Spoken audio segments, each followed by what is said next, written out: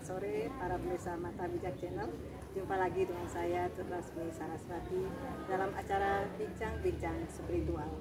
Seperti biasa, pada sore hari ini narasumber kita adalah Sri Aji Adi Guru Siwa Anggara. Dan adapun yang menjadi topik perbincangan kita pada sore hari ini yaitu penderitaan spiritual. Baik, saya akan langsung menyapa Sri Aji. Selamat sore Sri Aji. Selamat sore. Swastiastu. Selalu ditanya sehatnya. Ya, pasti sehat. Kita bahagia, kalau bahagia pasti sehat. Ya. Apalagi kita bisa tertawa. Seperti tadi yang saya sampaikan, topik perbincangan kita kali ini adalah penderitaan spiritual. Mungkin kita perlu tahu dulu penderitaan spiritual itu apa sih gitu. Lalu bagaimana mungkin cara kita menyikapi, cara kita mengatasinya supaya kita bisa menjalani hidup kita ini dengan baik. Ya. Ada 3 macam penderitaan. Waktu pertemuan sebelumnya kita sudah bahas bahwa penderitaan fisik dan penderitaan mental. Nah, sekarang penderitaan spiritual. Spiritual itu adalah jalan menuju spirit. Spirit itu adalah jiwa, atau jiwa itu adalah Tuhan.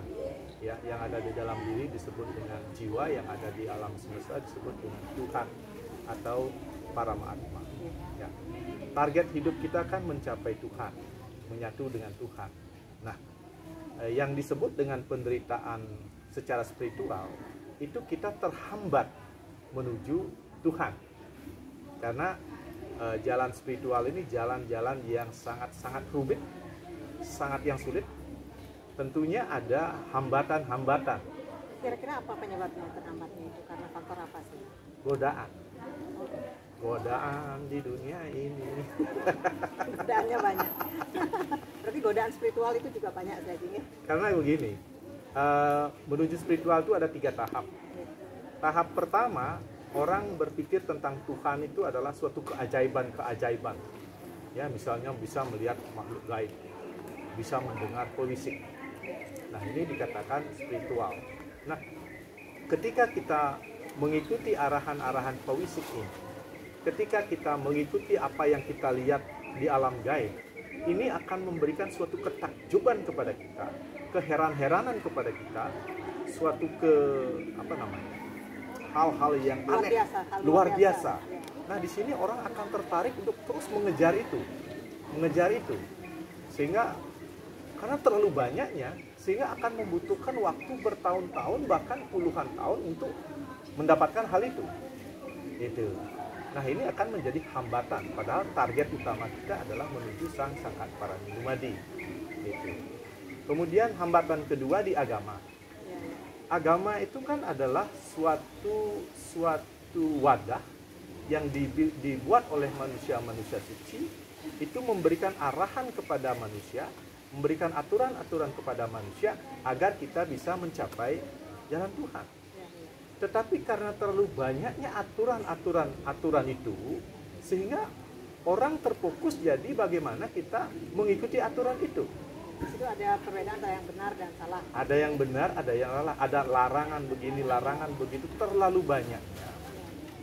Dan jalan Tuhan kan panjang, sedangkan umur kita kan terbatas maksimal 90 tahun. Gitu. Sekarang angka harapan hidup rasanya 70 sampai 80. Ya, seperti itu. Nah, kalau kita gunakan untuk mengikuti aturan-aturan, mempelajari bab demi bab, ayat demi ayat, itu membutuhkan waktu yang sangat lama. Sehingga kita untuk sampai beliau itu harus reinkarnasi lagi. Gitu. Nah, inilah yang disebut dengan penderitaan spiritual. Ya, kita misalnya, kita sudah melakukan ritual, ya, kita sudah sembahyang kemana-mana, tapi rasanya kok belum ketemu sama Tuhan. Di mana sih beliau? Wujudnya seperti apa? Wujud seperti apa? Ya, mungkin bisa hanya dirasakan. Hanya dirasakan, dan perasaan orang itu beda-beda. Sehingga belum diketemukan satu titik. Oh, kalau kamu sudah ketemu ini, baru sudah sampai. Itu belum ada di ukurannya yang tidak jelas. Ukurannya tidak jelas. Kenapa?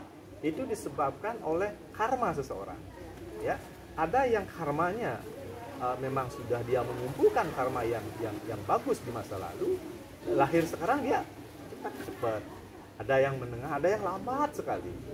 Gitu. Nah, seperti di kita diajarkan oleh leluhur-leluhur kita kan ada kita masih di proses di buta ya. Kita masih melewati proses-proses buta ini. Kemudian setelah itu kita berlanjut kepada manusia ya. Dan ini juga mengambil waktu yang cukup lama agar kita bisa mencapai tingkat kesadaran dewa itu. Nah, di kesadaran dewa ini baru prosesnya lagi sedikit. Nah, inilah hambatan-hambatan inilah yang disebut dengan penderitaan. Gitu. Sebenarnya setiap orang kan memang tergantung. Saya waktu pertemuan sebelumnya, bincang-bincang sebelumnya menjelaskan bahwa semua sangat tergantung dari karma seseorang. Betul.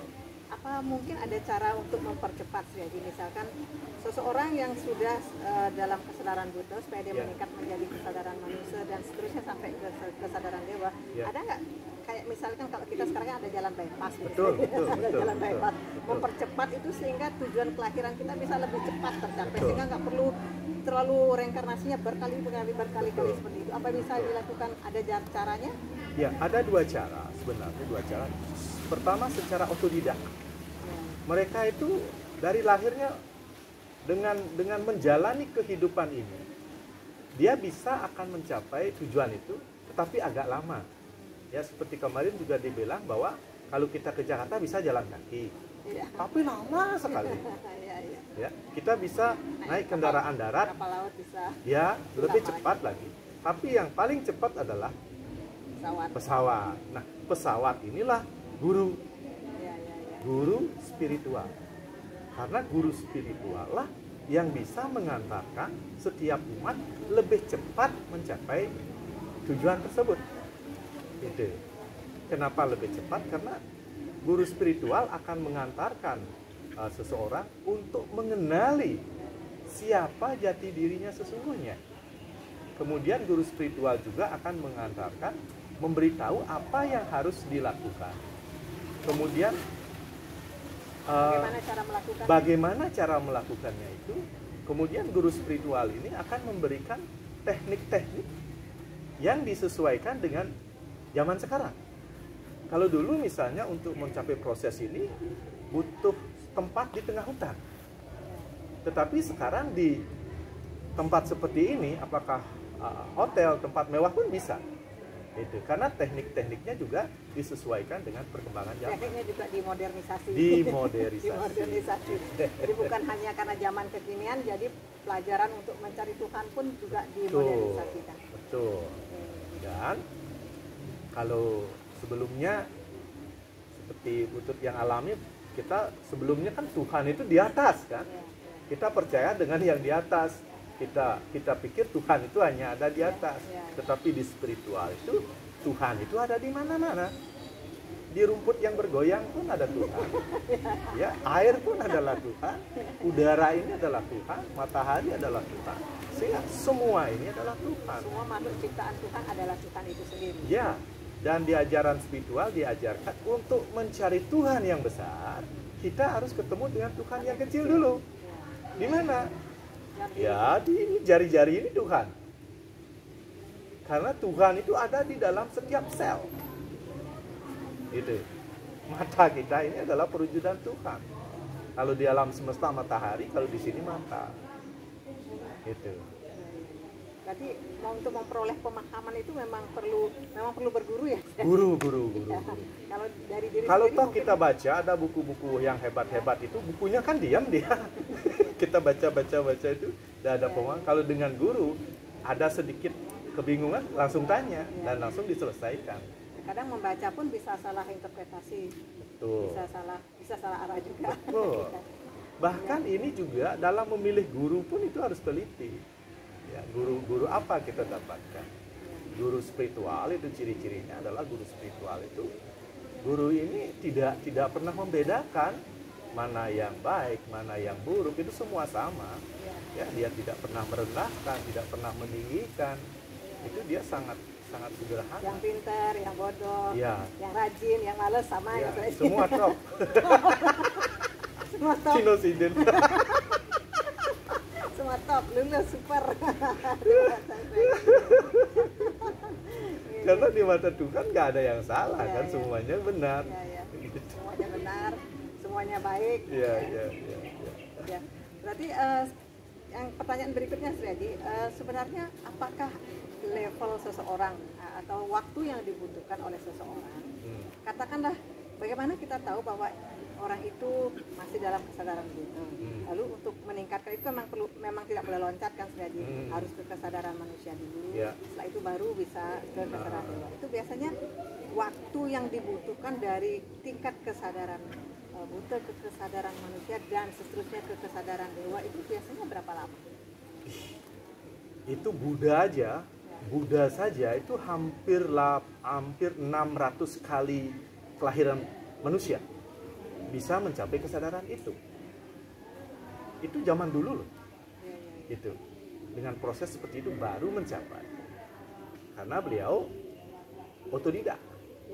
Di mana beliau tidak ketemu guru karena di rumah beliau adalah istana. Mencari sendiri. Ya, mencari sendiri ke tengah hutan, harus melihat bagaimana penderitaan orang, bagaimana susahnya orang yang sakit, bagaimana ada kematian.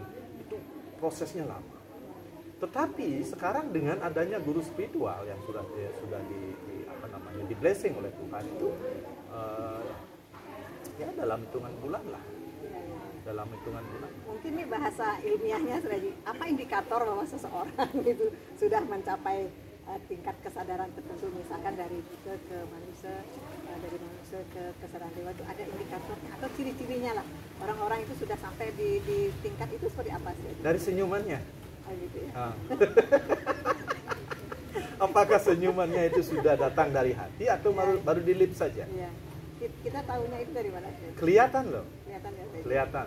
Orang-orang yang bisa melihat aura itu kelihatan. Ya, dari senyumnya betul-betul manis bagaikan madu gitu. Jadi bisa biasanya apakah setiap orang bisa merasakan bahwa kalau misalkan seseorang sudah sampai di kesadaran dewa gitu, apakah setiap orang sudah merasakan bahwa orang ini sudah sabar, bijak, seperti itu, orang lain bisa langsung merasakan ataukah ada hanya orang tertentu yang bisa mengetahui? Kalau pikiran tidak, tapi jiwa orang, kok saya merasa nyaman kan ibu ini ya? Rasa jiwa, hatinya. Kalau pikirnya, oh ini jenang banget. Tapi pakai rasa jiwa. Orang itu merasa nyaman, merasa damai, merasa terlindungi seperti itu. Gitu. Karena kalau sudah sampai di level Dewoyo itu sifat-sifat mulianya muncul secara otomatis. Karena apa? Karena dirinya itu sudah murni.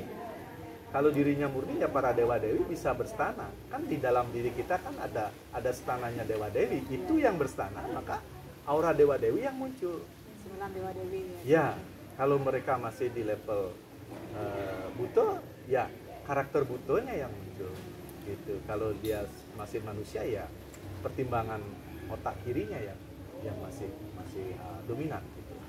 Sriadi, pertanyaan berikutnya, apakah mungkin seseorang, katakanlah kalau sudah sampai di level tertinggi kesadaran dewa, tiba-tiba bisa turun lagi ke kesadaran manusia atau turun malah lebih jauh lagi ke kesadaran buta? Sangat bisa. Sangat bisa. Penyebabnya apa sih? Karena perjalanan spiritual ini kan kayak main apa itu ya, yang dikocok, kemudian naik tangga sekian. Oh, ular tangga. Dikocok lagi bisa turun. Ya. Ini pergaulan. Maka mereka yang sudah sampai di level dewa dewi ini, pergaulan itu harus dijaga dengan betul-betul yang sudah sama-sama lah. Karena pergaulan itu 80% bisa merubah orang, paling cepat sekali. Maka mereka yang sudah sampai di level kesadaran dewa itu hati-hati dalam bergaul. Supaya tidak keseret gitu ya. Ya, tugasnya yang terpenting adalah selalu terkoneksi dengan beliau. Ya, dengan melantunkan mantra-mantra, dengan melakukan puja-puja, kemudian melakukan penyelarasan dengan alam semesta, itu. Kemudian pergaulan itu harus diselektif. Kemana kita bergaul lebih dalam, kemana sekedar saja, itu harus dijaga. Jangan-jangan nanti dikira mengeksklusifkan diri jadi begitu, karena takutnya kan di masyarakat menilai nanti hanya orang yang sudah tinggi bisa turun. Yang masih pendek agak susah. Ya. Maka orang-orang yang sudah di level apa namanya kesadaran dewanya muncul itu, dia itu sangat bijak, tidak pernah menghindar, dia ada di sana, di mana-mana dia ada. Tapi tidak terpengaruh. Bagikan tunjung itu loh. Rasain. Lotus. Iya. Iya. Tapi itu memang mungkin memang perlu juga prosesnya saya kalau bisa sampai seperti itu supaya dan bisa tetap di level yang sama dan menjaga pergaulan itu dengan baik. Sraji, tadi ada Sraji menyatakan bahwa penderitaan spiritual itu kalau kita memang tidak menyadari bahwa Tuhan itu sebenarnya ada dalam diri kita, tetapi kita tidak menyadari. Sebenarnya mungkin banyak orang yang belum sampai ke level itu. Faktor penyebabnya itu apa sih? Sekali lagi begini ya, gunung itu kan begini deh. Semakin tinggi gunung itu semakin mengecil ya. Demikian juga kita sebagai manusia dipilih, seleksi alam. Siapa yang sudah di level ini? Biasanya semakin sedikit ya. Semakin sedikit, mengerucut ya. Gitu. Dan untuk bisa terus sampai di level itu kita harus memang terus menjaga. Perlu disiplin tinggi. Gitu. Pertanyaan berikutnya Sraji, banyak pertanyaan. Gak apa-apa. banyak pertanyaan. Kalau misalkan kita sudah sampai di level kesadaran dewa gitu Sraji ya, itu biasanya apakah kalau sudah kesadaran dewa itu sudah ciri-cirinya akan segera bisa mencapai moksa? Tergantung kemauan. Mau langsung moksa atau mau kembali lagi? Itu kita yang memilih. Kita yang memilih, tergantung pada kita. Enaknya di mana? Kalau misalnya orang sudah sampai di sana, dia mau kemana? Mau mengabdi lagi? Mau menikmati lagi supraduka dalam kehidupan ini? Boleh. Mau stay di sana? Nggak apa-apa. Berarti itu boleh kita memilih? Sebuah pilihan. Berarti ada ajaran seperti itu kan? Ya memang seperti itu. Memang seperti itu. Tapi kan enggak. Seperti tadi kan nggak semua sampai di sana kan. Itu berarti tergantung dari karma, tergantung dari tingkat evolusi. Betul. Jadi berarti ada tadi dikatakan bahwa ada 9 dewa-dewa itu sudah ada dalam diri kita, Bagaimana supaya kita terus menerus bisa terkoneksi dengan beliau sehingga beliau bisa terus menuntun kita dalam melaksanakan semua aktivitas keduniawan kita di dunia ini sendiri. Bagaimana supaya dia terus menjaga kita supaya kita tidak melenceng. Seperti kan kita harus menjaga pergaulan kita. Bagaimana caranya? Cara sederhana kalau kita punya teman agar hubungan kita baik, agar kita selalu diingat apa? Telepon, WA, SMS. Sama juga. Ini sama. Berarti dengan beliau telepon juga. Melantunkan puja-puja beliau itu kita nelpon. Kayak nih.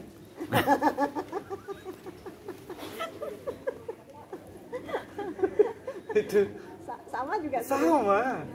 Semakin sering kita nelpon, beliau selalu ingat. Kadang-kadang beliau nelpon kita. Dut, kok nggak nelpon? Dut, gimana? Dut?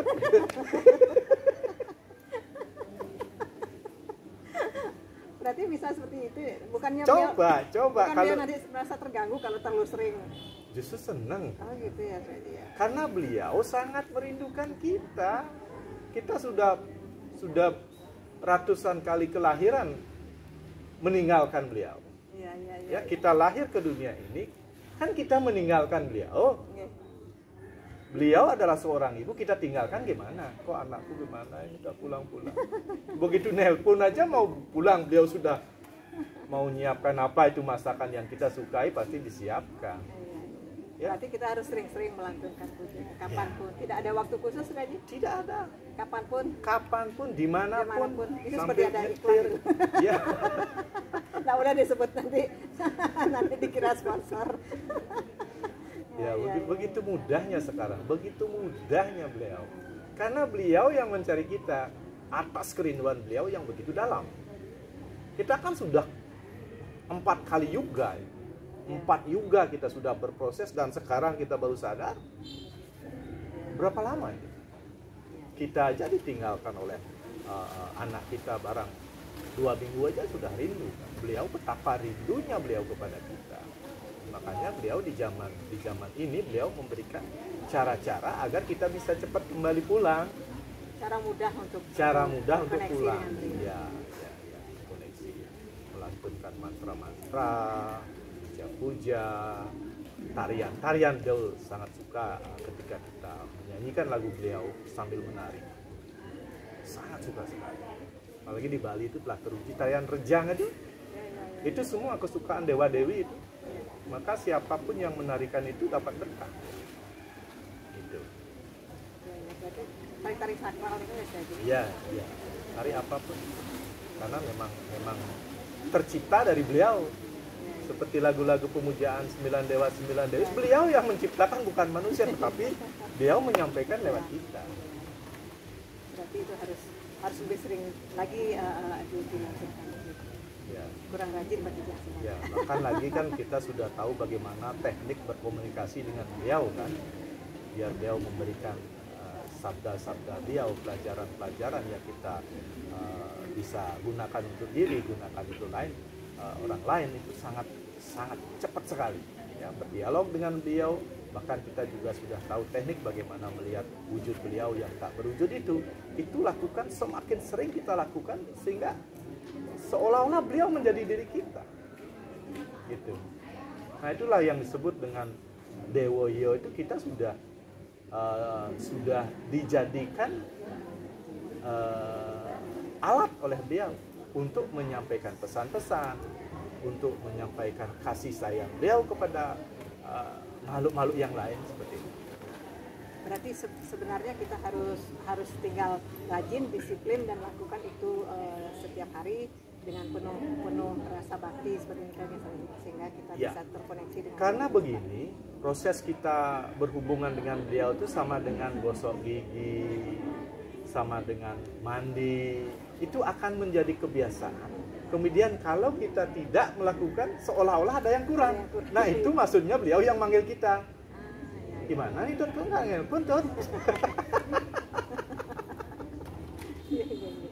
Iya. Jadi ini satu pelajaran juga, memang harus disiplin, rutin dilakukan. Ada cara lain selain melantunkan itu untuk lebih mendekatkan diri dengan beliau?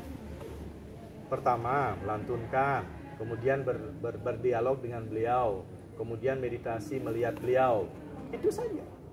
Cukup. Dan yang terakhir adalah berbuat baik kepada apapun, kepada siapapun. Karena ketika kita berbuat baik kepada siapapun, apapun, itu kita berbuat baik, kita sama dengan mengabdi kepada beliau. Karena beliau bilang, ketika kamu ingin mencapai aku, layanilah siapapun dan apapun yang ada di sekitarmu. Berharmonislah dengan apapun, dengan siapapun yang ada di sekitarmu, terutama di pekarangan rumahmu, karena aku ada di sana. Kan ada dijelaskan di sastra, di mana ada keharmonisan, di sana para dewa-dewi akan turut memberikan berkah. Di mana keluarga itu harmonis, rukun, rezekinya juga dilancarkan, kemudian semuanya akan menjadi bisa bahagia. Jadi bahagianya mulai dari keluarga kecil, baru ke lingkungan yang lebih. Dan sebenarnya kita memang harus menyadari bahwa semua makhluk itu adalah juga ciptaan Tuhan, itu adalah Tuhan itu sendiri. Ya, kita kan sudah diajarkan tatwa masih. Aku adalah kalian, kalian adalah aku. Kadang-kadang sering itu kadang slogan aja. Saya adalah kamu ketika yang baik, tapi kalau jelek kamu. Kadang seperti itu agak sulit kita. Padahal tidak ada yang jelek. Iya. Ya, karena pikiran belum bisa memahami sebenarnya. Itu yang khususnya gitu. Masih kadang-kadang memberikan penilaian, memberikan penghakiman, padahal sudah bilang itu yang dikatakan akuntan bukan hakim gitu. Jadi tanpa sadar seringkali melakukan analisis bahwa sebenarnya ini baik, ini udah dia seperti kita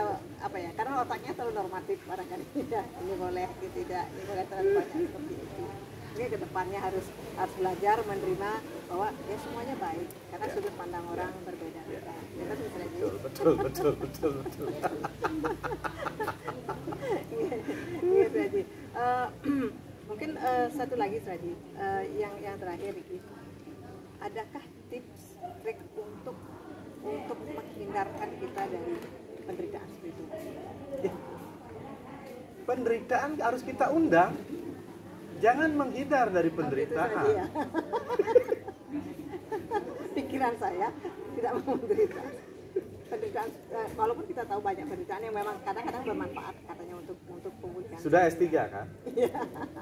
Setiap dari S1 menuju S2 ada ujian nggak? Ya. Menderita nggak? Menderita sekali. Tapi habis penderitaan jadi S2. S2 lagi ada penderitaan S3. Ya. Tapi itu pikiran umum orang seperti itu saja.